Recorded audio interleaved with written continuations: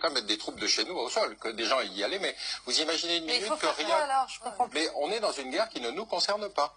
On est dans une guerre qui ne nous concerne pas. Ben oui. Donc on doit Vous imaginez les Algériens venir dire aux Irlandais on va séparer les catholiques et les protestants? Vous ne retiendriez même pas cette hypothèse. Comment on fait la guerre contre Daesh à ce moment-là?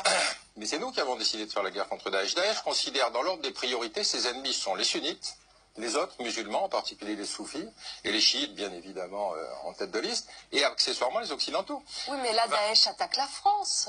Mais Daesh, si vous regardez leur propagande, Daesh réplique à l'offensive occidentale contre elle. Enfin, les attentats islamistes en France ne datent pas d'hier, quand même. Non, mais c'est donc on ne peut pas dire que nous ne soyons pas un territoire visé d'emblée par l'islamisme a priori. C'est pas ce que j'ai dit.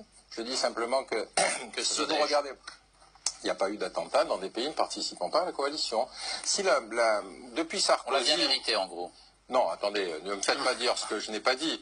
Je dis simplement qu'effectivement, aujourd'hui, le terrorisme, c'est pas une cible, c'est un moyen d'action. C'est une guerre du faible au fort.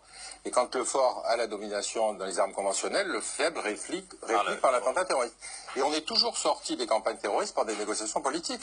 La guerre d'Algérie, le terrorisme s'est arrêté quand il y a eu l'indépendance, et ainsi de suite. Et l'OLP a arrêté ses attentats quand ils ont accédé à l'ONU, etc.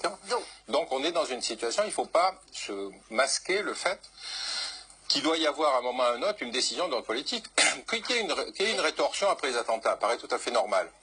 Mais il faut annoncer un calendrier de sortie. Alors qu'est-ce que vous conseillez, vous, on peut dire l'expert militaire, Pierre Konissa, qu'est-ce que vous conseillez? Moi je conseille de donner un calendrier de sortie aux pays de la région. Alors c'est votre problème. C'est votre problème, d'abord, c'est-à-dire vous constituez une alliance, puisque vous êtes capable d'en monter une au Yémen, vous devez donc être capable d'en monter une contre Daesh.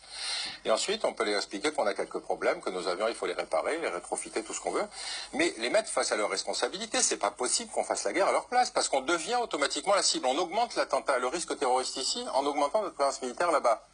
Moi, c'est la sécurité des Français qui m'intéresse. Merci Pierre Konissa.